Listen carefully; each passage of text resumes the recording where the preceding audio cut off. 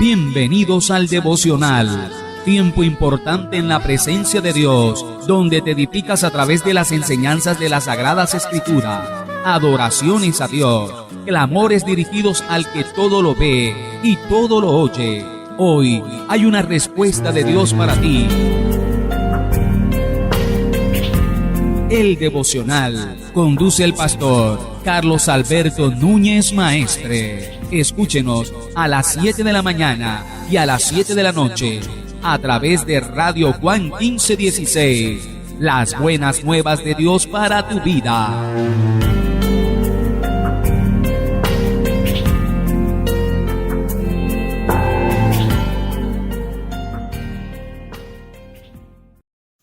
Hola hermano, Dios te bendiga grande e inmensamente. Te habla el pastor Carlos Alberto Núñez Maestre. Estamos viviendo tiempos bastante complicados, tiempos bastante difíciles. Estamos en un periodo de cuarentena y sabes, a estas alturas de la vida hay un problema de tipo social en el país, un problema también de tipo económico. La economía del país está prácticamente paralizada y el enemigo es el que ha hecho eso, y él pensó acabar con la iglesia de Jesucristo. Es por eso que el Señor me llevó a traerte un tema a ti. Quiero que le prestes mucha atención, que se llama Las puertas del Hades no prevalecerán. Hoy vamos a examinar brevemente lo que es la iglesia. Y como todos ustedes saben, cuando me refiero a la iglesia, no me estoy refiriendo a una congregación en particular, no me estoy refiriendo al lugar donde se celebran las reuniones, sino que me estoy dirigiendo y refiriendo al cuerpo de Cristo en general. Así que hoy vamos a estudiar acerca de lo que es la base de la iglesia y del poder que existe en ella. Pero para poder transmitir mejor el mensaje que Dios tiene para todo cristiano en el día de hoy, será necesario que usemos nuestra imaginación. Deseo que nos imaginemos que el mundo no es más que una ciudad de la antigüedad, como encontramos descrita en los estudios bíblicos. Pero también imaginémonos que esta ciudad fue diseñada, construida y gobernada por Satanás. Segunda de Corintios capítulo 4 versículo 4 dice: en los cuales el Dios de este siglo cegó el entendimiento de los incrédulos para que no les resplandezca la luz del evangelio de la gloria de Cristo, el cual es la imagen de Dios. Efesios capítulo 6 versículo 12 dice: porque no tenemos lucha contra sangre y carne, sino contra principados, contra potestades, contra los gobernadores de las tinieblas de este siglo, contra huestes espirituales de maldad en las regiones celestes. Imaginémonos que vivimos dentro de una ciudad semejante a Jericó, rodeada de murallas altas e impenetrables. Una ciudad que fue construida a través del tiempo, compuesta de ladrillos de religión, cimentados con doctrinas y enseñanzas completamente opuestas a la palabra de Dios. En otras palabras, fuertes y grandes murallas construidas y fortificadas con el propósito de detener que los estudios bíblicos y mensajes cristianos la penetren. ¿Cuántos tienen buena imaginación y pueden ver el mundo de esta manera? Les he pedido que usen su imaginación, porque desgraciadamente la descripción que les he hecho describe muy bien el mundo en que vivimos. Así que, manteniendo esa imagen que hemos creado en nuestra mente, continuemos ahora con nuestro estudio bíblico de hoy. Mateo capítulo 16 versículos del 13 al 20 dice así: viniendo Jesús a la región de Cesarea de Filipo, preguntó a sus discípulos diciendo: ¿quién dicen los hombres que es el Hijo del Hombre? Ellos dijeron: unos Juan el Bautista, otros Elías y otros Jeremías o alguno de los profetas. Él les dijo: ¿y vosotros quién decís que soy yo? Respondiendo Simón Pedro dijo: tú eres el Cristo, el Hijo del Dios viviente. Entonces le respondió Jesús: bienaventurado eres Simón, hijo de Jonás, porque no te lo reveló carne ni sangre, sino mi Padre que está en los cielos. Y yo también te digo que tú eres Pedro, y sobre esta roca edificaré mi iglesia, y las puertas del Hades no prevalecerán contra ella. Y a ti te daré las llaves del reino de los cielos, y todo lo que atares en la tierra será atado en los cielos, y todo lo que desatares en la tierra será desatado en los cielos. Entonces mandó a sus discípulos que a nadie dijesen que él era Jesús el Cristo. Lo primero que vemos aquí es que Jesús le preguntó a sus discípulos lo que el pueblo estaba diciendo de él. Jesús les hizo esta pregunta porque en este punto de su vida él había hecho milagros y muchos se interesaban en verle y escuchar sus enseñanzas. Es más, los estudios bíblicos y mensajes cristianos nos revelan que las cosas que Jesús había hecho y sus enseñanzas no solo habían llegado a los oídos del pueblo, sino también habían llegado a los oídos de los líderes de ese entonces, y ellos habían demandado que él les diera una señal.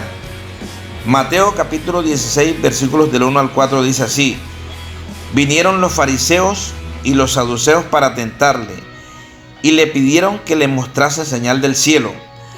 Mas él respondiendo les dijo: cuando anochece, decís buen tiempo, porque el cielo tiene arreboles, y por la mañana, hoy habrá tempestad, porque tiene arreboles el cielo nublado. Hipócritas, ¿qué sabéis distinguir el aspecto del cielo? Mas las señales de los tiempos no podéis. La generación mala y adúltera demanda señal, pero señal no les será dada, sino la señal del profeta Jonás. Y dejándoles se fue. Un arrebol es cuando las nubes adquieren un color rojo al ser iluminadas por los rayos del sol. Marcos capítulo 8 versículos del 11 al 13 dice así: vinieron entonces los fariseos y comenzaron a discutir con él, pidiéndole señal del cielo para tentarle. Y gimiendo en su espíritu dijo: ¿por qué pide señal esta generación? De cierto os digo que no se dará señal a esta generación. Y dejándoles, volvió a entrar en la barca y se fue a la otra ribera. Como podemos apreciar en la respuesta que los discípulos le dieron, las personas de ese entonces estaban un poco confusas en cuanto a su verdadera identidad. Digo esto porque, como podemos ver, algunos pensaban que Jesucristo no era más que uno de los profetas que Dios había enviado otra vez a la tierra. Ahora pregunto, ¿no estamos viendo esto mismo hoy en día? La triste realidad es que la misma actitud del pueblo de ese entonces revela la actitud del mundo moderno, y desgraciadamente también refleja la actitud de un buen número de cristianos.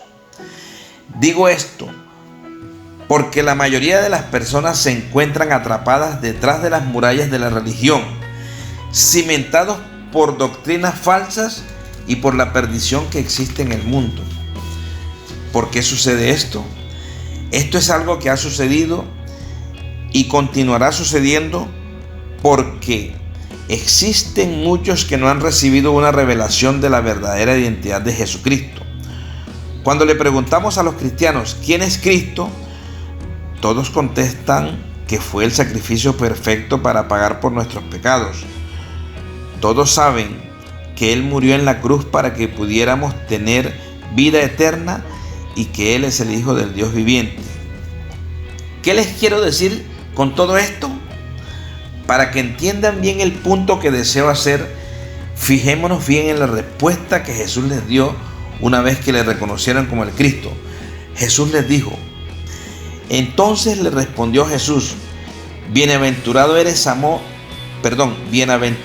Simón, hijo de Jonás, porque no te lo reveló carne ni sangre, sino mi Padre que está en los cielos. ¿Por qué les contestó Jesús de esta manera? Jesucristo les contestó de esta manera porque ellos no creían en Él como el Hijo de Dios, solo por lo que habían visto.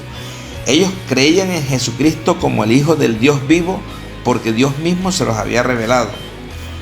Pero aquí es donde se complican las cosas para algunos de aquellos que profesan ser cristianos. Digo esto porque toda persona que profesa ser cristiana tiene un buen conocimiento de los rudimientos básicos de Jesús, pero desgraciadamente muy pocos han tenido una revelación del Padre. En otras palabras, muchos creen, pero nunca han tenido un encuentro personal con Jesús. Digo esto porque una vez que tenemos un encuentro personal con Jesús, una vez que el Padre nos revela su poder y gloria, nuestra vida cambia por completo. Nuestra vida cambia tan radicalmente que en muchas ocasiones las personas que nos conocían antes que llegáramos a los caminos de Dios se quedan atónitos al ver nuestra nueva personalidad. Segunda de Corintios 5:17 dice: de modo que si alguno está en Cristo, nueva criatura es. Las cosas viejas pasaron, he aquí, todas son hechas nuevas. La realidad es que cuando se habla de un cristiano que ha tenido un encuentro personal con Jesús, se está hablando de que fue completamente hecho nuevo. Jesucristo les dijo: porque no te lo reveló carne ni sangre. Aquí encontramos algo que todo cristiano debe buscar. Todo cristiano, escúchame tú que estás escuchando este mensaje. Todo cristiano debe pedirle al Padre que nos dé la misma revelación que ellos obtuvieron. Debemos y tenemos que buscar que Dios nos revele y nos dé la convicción de su gloria y poder. Debemos y tenemos que continuamente buscar un encuentro personal con Dios. Pregunta: ¿por qué es esto tan importante? Tener un encuentro personal con Dios es extremadamente importante porque cuando lo logramos, es entonces que veremos cosas maravillosas suceder en nuestra vida. Cuando logramos tener un encuentro personal con Jesús, es en ese entonces cuando Él nos podrá usar para llevar a cabo su obra en la tierra. El ejemplo primordial de esto es el apóstol Pablo, porque después de su encuentro personal con Jesucristo, Pablo se convirtió de ser el perseguidor de los cristianos a ser un fundador de iglesias. Después de su encuentro personal, Dios usó a Pablo para promulgar el evangelio y el mensaje de salvación al mundo. Pablo escribió más de la mitad del Nuevo Testamento. Ahora deseo que nos fijemos bien en lo que Jesús le dijo a continuación. Y yo también te digo que tú eres Pedro, y sobre esta roca edificaré mi iglesia, y las puertas del Hades no prevalecerán contra ella. Aquí existen dos cosas muy importantes que todos tenemos que entender. Primero, que todos vemos que Él les contestó de una manera que muchos han malinterpretado, especialmente en la religión católica. Aquí vemos que Jesús le dijo: sobre esta roca edificaré mi iglesia. De la manera que muchas personas interpretan esto aquí, es que dicen que Pedro fue el fundador de la iglesia cristiana, pero esto no es el caso. La Iglesia Católica Romana ha interpretado la roca de Mateo 16:18 como referencia a Pedro, creando así las bases fundamentales para la doctrina de sucesión papal. Ellos argumentan que si Pedro es la roca sobre la cual se construyó la iglesia, y si los obispos de Roma son los sucesores de Pedro, entonces el papado continúa siendo el fundamento de la iglesia. Pero esto no es lo que enseña Mateo capítulo 16, versículo 18. El nombre Pedro Fue un apodo que Jesús le dio a Simón cuando se conocieron. En Juan capítulo 1, versículo 42 está eso, proveniente de la palabra griega Petros o la palabra aramea Cefas. El nombre de Pedro significa roca o piedra. Cuando Jesús dijo: yo digo que tú eres Pedro, y sobre esta piedra edificaré mi iglesia, él utilizó dos palabras griegas diferentes para diferenciar entre Pedro y la roca. El nombre de Pedro es Petros, mientras que el nombre de la roca es Petra. Probablemente estos términos nos suenan similares, pero la literatura griega antigua muestra que en realidad se refieren a dos cosas distintas.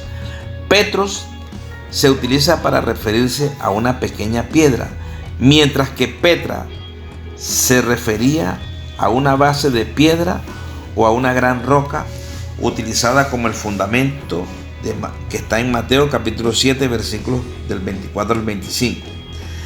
Así que, si parafraseamos las palabras de Jesús, el Señor le dijo a Pedro: y yo también te digo que tú eres una pequeña piedra, y sobre esta roca de base edificaré mi iglesia.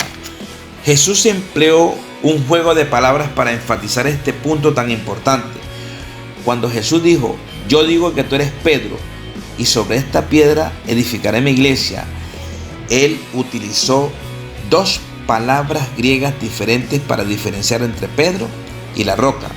El nombre de Pedro es Petros, mientras que el nombre de la roca es Petra. En 1 Corintios 3, versículo 11, Pablo escribió: nadie puede poner otro fundamento que el que está puesto, el cual es Jesucristo. Óigase bien.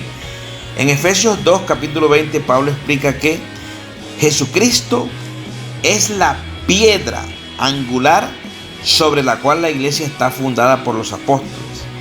Hermanos, Pedro no fundó la iglesia de Cristo. La iglesia de Cristo fue fundada por Cristo. La iglesia de Cristo fue fundada en el rudimento de reconocerle como lo que Él es, de reconocerle como el Hijo de Dios. No existe ninguna otra cosa, no existe ninguna otra verdad. Entonces aquí nos estamos dando cuenta que cuando le reconocemos con todo su poder y gloria, cuando tenemos un encuentro personal con Él, Dios nos utiliza tal como utilizó a los discípulos, porque eso fue exactamente lo que sucedió aquí. Todos los discípulos obtuvieron una revelación de Dios, el Padre, acerca de Jesús. Todos fueron utilizados para engrandecer el reino de Dios en la tierra, porque todos le reconocieron. Segundo, vemos que Jesús le dijo: las puertas del Hades no prevalecerán contra ella. Examinemos esto un momento. Ahora pregunto: ¿qué es una puerta? Pensemos en esto. Una puerta no es nada más que un tipo de protección. Piensen en lo que les digo. Piensen en las puertas de nuestros hogares. ¿Para qué sirven las puertas? Las puertas son las que sirven de protección en nuestros hogares. Las puertas sirven para detener que personas malvadas entren en nuestros hogares para hacer una fechoría. ¿Sí o no? La puerta no es un arma ofensiva, no es algo que podemos usar en una batalla. Creo que podemos buscar en todos los libros de historia, en todo el mundo, y nunca encontraremos que un ejército marchó al campo de batalla armados con puertas. Pero sí podemos ver que en numerosas ocasiones las puertas de una ciudad o fuerte pudieron detener o evitar que el enemigo penetrase la ciudad. ¿Se están dando cuenta de lo que Jesús nos está diciendo aquí? Como les dije al principio, imaginémonos que estamos en una gran ciudad, que el mundo no es nada más que una gran ciudad con paredes fortificadas. Cuando hacemos esto, nos damos cuenta de inmediato de lo que Jesús le dice a su iglesia. ¿Qué nos dice el Señor aquí? Lo que el Señor le está diciendo a su iglesia es que nuestro enemigo está a la defensiva. Sí, así es. En muchas ocasiones pensamos que el diablo está en la ofensiva, pero les digo que esto no es el caso. Nuestro enemigo se encuentra en la defensiva. Él habita aquí en este mundo y ha hecho murallas grandes y fortificadas a través del tiempo. El enemigo de las almas ha creado fuertes puertas que aparentan ser impenetrables. Todo lo que tenemos que hacer es mirar a nuestro alrededor para darnos cuenta de lo que les digo que es verdad.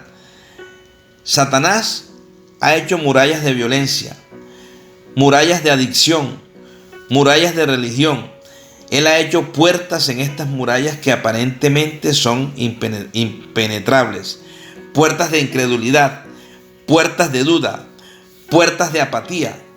Pero Jesús aquí le está diciendo a su iglesia que todo esto no es más que una apariencia. Aquí Jesús nos está diciendo que a su iglesia ninguna puerta que el diablo pueda formar, ninguna muralla que él pueda fortificar prevalecerá contra su poder, ni prevalecerá contra su gloria.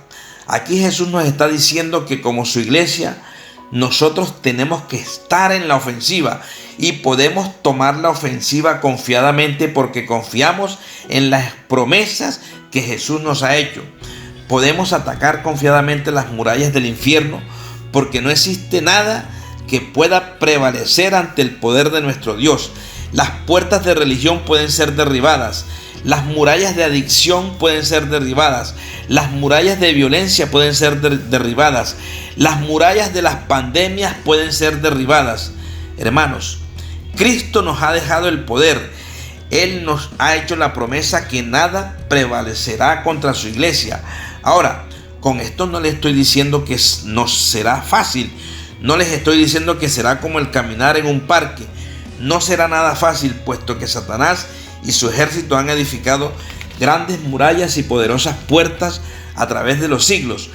Pero sí les estoy diciendo que no importa qué tiempo se demoró en edificarlas, no importa qué tiempo se tomó en fortificarlas, no importa qué fuerte sea la puerta que haya puesto a la entrada, lo que les estoy diciendo, o mejor dicho, lo que Cristo nos está diciendo es que no prevalecerán. Para concluir, en los últimos 2 versículos vemos que Jesús dijo: y a ti te daré las llaves del reino de los cielos, y todo lo que atares en la tierra será atado en los cielos, y todo lo que desatares en la tierra será desatado en los cielos. Entonces mandó a sus discípulos que a nadie dijesen que él era Jesús, el Cristo. Aquí vemos que Jesús le está dando el poder a su iglesia, nos está dando el poder a nosotros de derrotar cualquier oposición. Él aquí nos está dando el poder solo a sus discípulos, no le está dando el poder solo a sus discípulos, sino le está dando el poder a toda su iglesia. Lo que esto nos está diciendo es que nosotros tenemos la obligación de emprender el ataque en el nombre de Jesucristo hasta que caigan las murallas, hasta que se derriben las puertas del propio infierno.